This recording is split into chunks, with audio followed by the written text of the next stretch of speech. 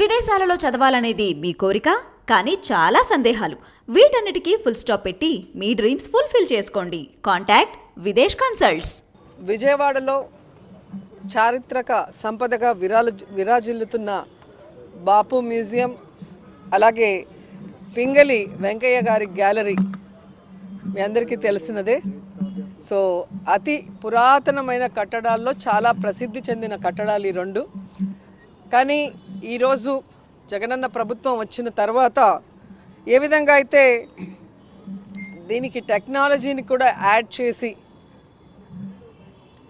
ఈ తరం వాళ్ళు కూడా తెలుసుకునే విధంగా ఈరోజు వాటన్నిటిని కూడా ఇక్కడ పొందుపరచడం ఇప్పుడే మీరు కళ్ళారా చూశారు. అలాగే మీరు చూస్తే ఈ ప్రాంగణంలో లైట్ అండ్ షో, అలాగే ప్రొజెక్షన్ మ్యాపింగ్ని కూడా తయారు చేసాం. ఈరోజు నుంచి అది కూడా స్టార్ట్ చేస్తున్నాం. ఈరోజు చాలా మంచి రోజు. ముందుగా అందరికీ హ్యాపీ రిపబ్లిక్ డే. సో ఈ సందర్భంగా ఈ లైట్ అండ్ సౌండ్ షో, మరి ప్రొజెక్షన్ మ్యాపింగ్ని కూడా ఈరోజు స్టార్ట్ చేయడం ఆ డిపార్ట్మెంట్ మంత్రిగా నేను చాలా గర్వపడుతున్నాను. ఎందుకంటే పిల్లలకి నాలెడ్జ్ రావాలన్నా, లేదంటే మన స్వాతంత్ర సమరయోధులు ఆనాడు వాళ్ళు చేసిన పోరాటాలు కానీ వారి త్యాగ ఫలితం పిల్లలకి తెలియాలన్నా బుక్స్ చదివే పరిస్థితి ఇప్పుడు లేదు. చెప్పాలి అంటే నానమ్మ తాతయ్యలు లేరు ఇంట్లో. సో ఇలాంటి లైట్ అండ్ షో, సౌండ్ షోస్తో పిల్లలు అట్రాక్ట్ అవుతారు.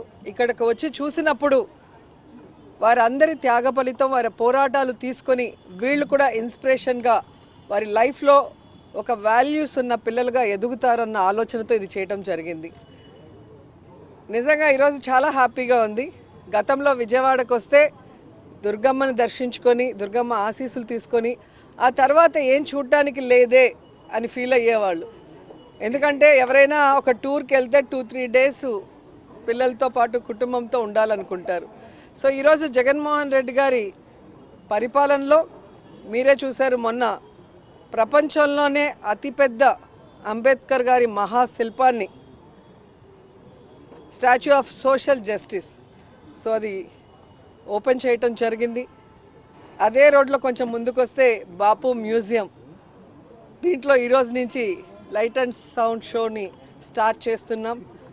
అలాగే కొంచెం ముందుకు వెళ్తే భవానీ ఐలాండ్, నేను మంత్రి అయిన తర్వాత మన పండుగలన్నీ అక్కడ చేయటం జరిగింది. సంక్రాంతి కానీ, ఉగాది కానీ, మొన్న కూడా మీరు చూస్తే కార్తీక మాసంలో శివుడి కళ్యాణం కానీ, అంటే ఊర్లకు వెళ్ళి ఊర్లలో తమ కుటుంబంతో గడపాల్సిన వాళ్ళు ఈరోజున్న బిజీ లైఫ్లో వెళ్ళలేకపోతున్నారు. కాబట్టి అన్నీ వారి దగ్గరికే తీసుకురావటం జరుగుతుంది. సో ఈ విజయవాడలో ఈరోజు అభివృద్ధి అంటూ జరిగింది అంటే అది జగనన్న గారి పరిపాలనలోనే నేను గర్వంగా చెప్పగలను. అండ్ ఈరోజు మీరు చూస్తే మా ఆర్కియాలజీ అండ్ మ్యూజియం డిపార్ట్మెంట్ రెండు కూడా చాలా అద్భుతంగా పనిచేసి ఇక్కడ మ్యూజియంలో కానీ, అలాగే లైట్ అండ్ సౌండ్ షో కానీ మీరు చూస్తే మీకు గూస్ బంప్స్ వస్తాయి. అంత అద్భుతంగా మన స్వాతంత్ర్యం కోసం పోరాడిన వాళ్ళు చేసిన పోరాటాలని మనం అందరం కూడా వీక్షించి, మీకు తెలిసిన వాళ్ళకి, అలాగే మీ మీడియా ద్వారా అందరికీ తెలిసి అందరూ కూడా విజయవాడలో వచ్చి ఇవి చూసే విధంగా, విజయవాడలో ఉన్న కుటుంబాలు ఖచ్చితంగా వీటన్నిటిని కూడా సందర్శించే విధంగా ప్రమోట్ చేస్తారని మనస్ఫూర్తిగా నమ్ముతున్నాను. ఎందుకంటే ఒకటి తీసుకురావడం గొప్ప విషయం కాదు, దాన్ని మీడియా ప్రమోట్ చేయాలి. ఎప్పుడు కూడా స్పైస్కి ఇంపార్టెన్స్ ఇస్తారు తప్ప విజ్ఞానానికి, ఆనందానికి కూడా మా కోసం టైం ఇచ్చి వాటన్నిటిని కూడా ప్రజలకు తెలియజేసి, ముఖ్యంగా విద్యార్థులు, పిల్లలు, పర్యాటకులు అందరూ కూడా భవానీ ఐలాండ్, అలాగే అంబేద్కర్ గారి మహాశిల్పం, అలాగే బాపు మ్యూజియం సందర్శించి ఈ లైట్ అండ్ సౌండ్ షోని కూడా ఎంజాయ్ చేయాలని మనస్ఫూర్తిగా కోరుకుంటున్నాను. ఉంటుందండి. మన దీంట్లో కూడా ఉందండి, మన కొండపల్లి ఫోర్ట్లో కూడా చాలా అద్భుతంగా ఉంటుంది. నేను 2 times ప్రోగ్రామ్ పెట్టి అందుకే అక్కడికి పిలిచాను. స్పోర్ట్స్లో గెలిచిన వాళ్ళందరికీ కూడా అక్కడ ఇవ్వటం జరిగింది. ఎందుకంటే మన దగ్గర చాలా ఉన్నాయి, కానీ వాటిని ప్రొజెక్ట్ చేసే వాళ్ళు లేక, ఇప్పుడు మేము పెట్టినా కూడా మీరు టీవీలో టెలికాస్ట్ చేసి పేపర్లో దాని గురించి రాస్తేనే కదా ప్రజలకు తెలుస్తుంది. సో దానికి అందుకే మిమ్మల్ని అందరినీ రిక్వెస్ట్ చేస్తున్నా, మన విజయవాడలో ఇన్ని జరుగుతున్నాయి, ఇవన్నీ కూడా తెలియచేసి పిల్లల్ని అలాగే విద్యార్థులకి నాలెడ్జ్తో పాటు ఆనందాన్ని కూడా కలిగించే విధంగా ఉన్నాయి కాబట్టి అందరూ రావాలని కూడా కోరుకుంటున్నా. సామాజిక అభివృద్ధి అలాంటి ఒక శిల్పాన్ని కూడా పెట్టామని అవునండి. కానీ ఎక్కడ సామాజిక అభివృద్ధి జరగట్లేదు అని చెప్పేసి షర్మిల కామెంట్ చేస్తారు. ఇప్పుడు సంక్రాంతికి వస్తారు, వచ్చి మళ్ళీ వెళ్ళిపోతారు. అలాంటి వాళ్ళల్లో వీళ్ళు కూడా ఒకరని నేను అనుకుంటున్నా. ఎందుకంటే నాన్ లోకల్ పొలిటీషియన్స్, వీళ్ళు ప్రజల్లో ఉండరు, ఇక్కడ వాళ్ళ కుటుంబాలు కాపురం ఉండవు, ఇక్కడున్న ప్రజల సమస్యలను తెలుసుకోరు. కేవలం ఎలక్షన్స్ వచ్చినప్పుడు సంక్రాంతికి ఎలాగైతే డూడు బసవన్నలు వస్తాయో అలా వస్తారు, వెళ్ళిపోతారు. కాబట్టి ప్రజలకు తెలుసు మొదటి నుంచి ప్రజల్లో ఉంటుంది ఎవరు, ప్రజల సమస్యల కోసం పోరాడింది ఎవరు, అధికారంలోకి వచ్చాక ఆ సమస్యల్ని దూరం చేసి వారికి ఇచ్చిన ప్రతి వాగ్దానాన్ని నెరవేరుస్తూ రాష్ట్రాన్ని అభివృద్ధి చేస్తూ ప్రజలకు కూడా సంతోషాలను అందించింది వైఎస్ఆర్ గారు, జగన్ గారు మాత్రమే. కాబట్టి ఈరోజు ఎవరో వచ్చి ఏదో చెప్తే జనాలు నమ్మటానికి పిచ్చోళ్ళు కాదు. ఇప్పుడు సోషల్ మీడియా చాలా అవేర్నెస్ క్రియేట్ చేస్తుంది. సో ఇక్కడే పుట్టి, ఇక్కడే పెరిగి, ఇక్కడే ఓటుతో ఆయన ఇక్కడే ఇల్లు కట్టుకొని, ఇక్కడే తన కుటుంబం కూడా ఉంటూ ప్రజల మధ్యలో ప్రజానాయకుడిగా ఎదిగిన వ్యక్తి జగన్మోహన్ రెడ్డి గారు. ఈరోజు ఒక పార్టీ పెట్టి తన తండ్రిని అభిమానించే వాళ్ళకి తన తండ్రి లేరు అని, ఇక మాకు లైఫే లేదనుకొని ఏడుస్తూ ఉన్న ఈ రాష్ట్ర ప్రజలకి రాజన్న బిడ్డ నేనున్నాను, రాజన్న రాజ్యాన్ని తీసుకొస్తానని పావురాల గుట్టలో ప్రమాణం చేసి ఆ తర్వాత ఎన్ని కష్టాలు, ఎన్ని అవమానాలు, ఎన్ని తప్పుడు కేసులు పెట్టి ఆయన్ని జైల్లో పెట్టినా కూడా ఏ రోజు ఎవరికి తల ఒగ్గలేదు, ఎక్కడా కాంప్రమైజ్ అవ్వలేదు, ఎక్కడా ఏ పార్టీతో పొత్తు పెట్టుకోలేదు, ఏ పార్టీలో విలీనం చేయలేదు. అది నాయకుడి లక్షణం.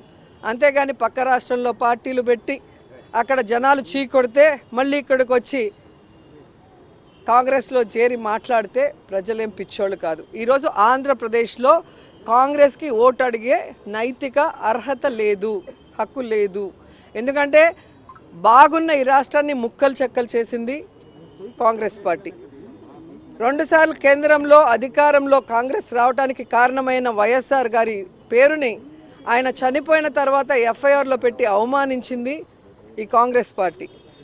వైఎస్ఆర్ గారు 2 సార్లు వాళ్ళని రాష్ట్రంలో కేంద్రంలో అధికారంలో తీసుకొచ్చినా ఆయన లేని సమయం చూసి ఆ కుటుంబాన్ని అవమానించి రోడ్డు కీడ్చి జగనన్న మీద తప్పుడు కేసులు పెట్టి జైల్లో పెట్టించింది కాంగ్రెస్ పార్టీ.